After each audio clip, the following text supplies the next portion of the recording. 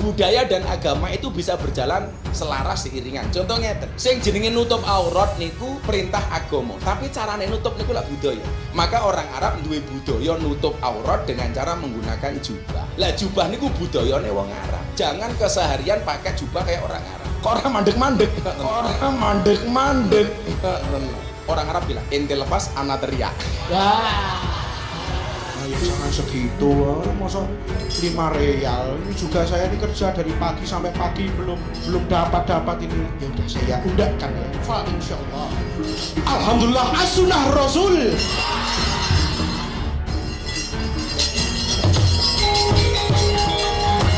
Kalau gue dalami persoalan ini, pertama nih ya, video yang dilaporkan, yang dipermasalahkan itu diupload beberapa tahun lalu gitu, dalam momen ketika menjawab pertanyaan jamaah. Dan beliau secara langsung itu tidak mengharamkan. Beliau menyarankan agar menjadikan Islam sebagai tradisi, jangan menjadikan tradisi sebagai Islam. Justru yang harus kita curigai, dengan alasan apa video beberapa tahun lalu itu diviralkan kembali di tengah persoalan serius, pindah IKN, kelangkaan minyak goreng, kasus Wadas, ataupun penundaan JHT. Padahal kan itu yang harus menjadi perhatian. Kalau kita Pancasilais, kalau ada orang pakai celana cingkrang atau apa, hargai juga. Karena itu pasti dari penalaran mereka. Tapi dimaki-maki di medsos dan dibiarin sama pemerintah.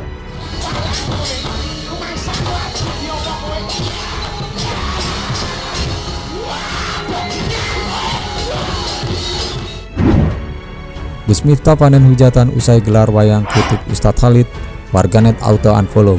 Pendakwah Gus Miftah memanen hujatan netizen usai menggelar wayang kulit dengan tujuan mengkritik Khalid Basalamah. Pagelaran wayang yang diadakan kelompok pengajian Gus Miftah itu diadakan di Pondok Pesantren Ora Aji yang dipimpinnya di Kalasan, Yogyakarta. Pagelaran wayang berjudul Wayang Haram Dalang Ngamuk Wayang Basalamah dikepruki Dalang pada Ahad 20 Februari 2022. Di wayang itu, Dalang terlihat mengamuk terhadap Khalid Basalamah yang menggunakan kata kasar untuk mengungkapkan kegeramannya. Bolok dewa, lah bolku karo bolmu, gede bolmu ki kedelak-delak cangkemmu bangsa.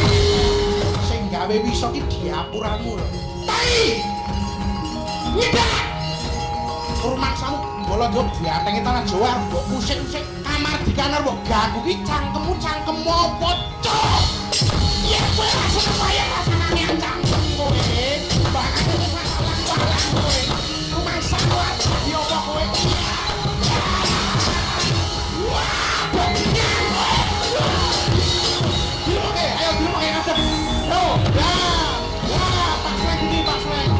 Bahkan wayang Ustadz Khalid ini juga dipertemukan dengan seorang wanita pekerja seks komersial atau PSK di sebuah lokalisasi. Sang dalang langsung memainkan wayang Ustadz Khalid, memeluk karakter wayang perempuan sembari berkata, "Ah, sunnah Rasul."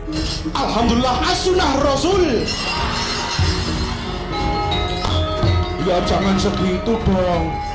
Ana cuma bawa 5 real.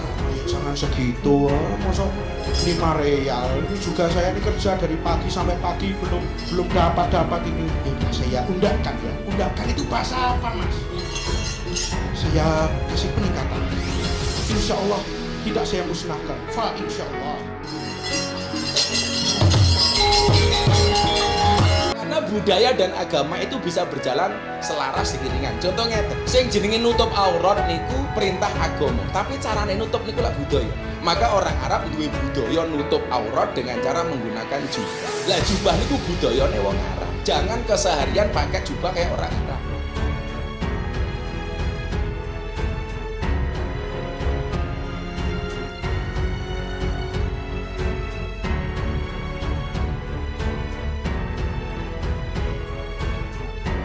Narik becak kok nganggo jubah, narik rem ya iso salah. Wong becake rime manggone ning ngisor sadel.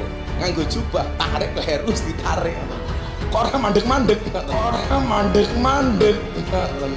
Kalau gue dalami persoalan ini, pertama nih ya, video yang dilaporkan, yang dipermasalahkan itu diupload beberapa tahun lalu gitu, dalam momen ketika menjawab pertanyaan jamaah. Dan beliau secara langsung itu tidak mengharamkan.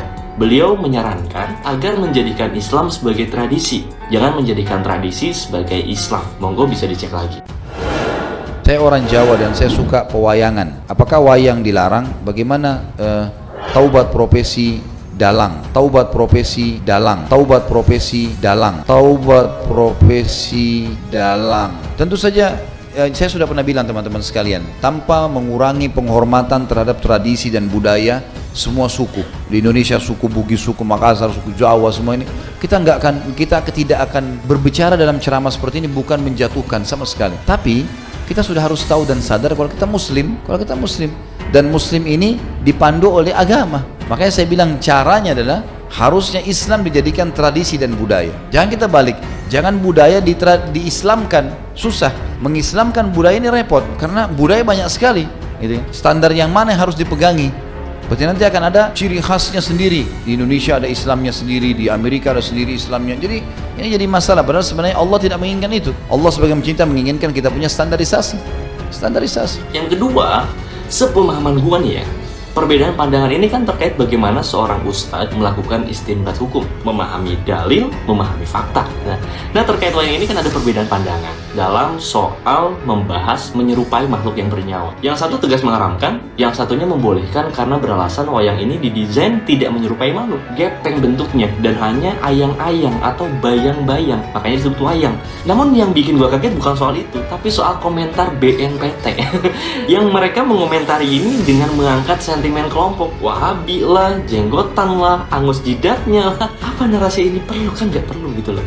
Dan yang ketiga, gue adalah orang yang percaya kalau persoalan benturan relasi antara budaya dan agama itu by design. Karena pada faktanya ada kelompok yang merawat konflik ini agar tetap ada, baik itu ekstrem kanan maupun kiri gitu. Justru yang harus kita curigai, dengan alasan apa video beberapa tahun lalu itu diviralkan kembali di tengah persoalan serius, pindah IKN, kelangkaan minyak goreng, kasus Wadas, ataupun penundaan JHT. Padahal kan itu yang harus menjadi perhatian, benar nggak sih?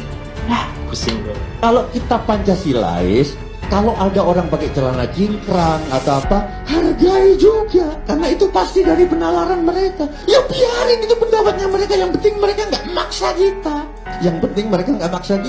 Itu loh. Tapi dimaki-maki di medsos dan dibiarin sama pemerintah. Seiring viralnya video tersebut, warganet di Twitter kini justru menyoroti dan mengecam Gus Miftah. Seperti dikutip dari cuitan @nisa_asril, Subhanallah, Allah perlihatkan secara langsung mana yang hak dan mana yang batil. Semoga Allah selalu melindungi Ustadz Khalid Basalamah. Dan dikutip dari cuitan @abdul21726325, Miftah, aku asli Jawa saka Kediri. Wayang sarana dakwah apa sing mbok gelar. Jadi jelas, ndi sing hak, ndi sing batil. Luwih respect eng UKB daripada eng Miftah. Lalu dikutip dari cuitan @arifsugiri, katanya wayang buat dakwah, tapi isinya cabul, cacian dan makian. Bentar lagi Allah balas dengan lebih memalukan. Kemudian dikutip dari cuitan @pepeng182, hati-hati dalam memilih guru atau ustadz. Padahal Nabi Muhammad bersabda, sesungguhnya aku diutus hanyalah untuk menyempurnakan akhlak-akhlak yang baik. Kalau punya guru atau ustadz mulutnya sudah rusak, berarti itu ustadz mempunyai akhlak yang buruk. Dan satu lagi dikutip dari cuitan @malakmalakmal, berkat Gus Miftah makin banyak yang berpihak sama Ustadz Khalid Basalamah. Memang yang biasanya ngaku toleran itu sejatinya intoleran. Yang menyebut dirinya santun biasanya sama sekali tidak santun. Kan di awal surat Al-Baqarah juga sudah dijelaskan. Dan ungkapan dari Kang Irfan Noviandana menjijikan. Satu kata kesimpulan saya untuk tayangan wayang kulit, berapa kali mereka mengolok-olok sunnah Rasulullah Shallallahu Alaihi Wasallam. Saya yakin sekedar mengejek UKB secara personal, beliau dan jamaahnya bisa santai menanggapi. Tapi ini lebih parah, syariat jadi bahan olok-olok, menjijikan. Bagaimana mereka nanti meminta syafaat dari Rasulullah Shallallahu Alaihi Wasallam di akhirat ketika sunnahnya diolok-olok di dunia.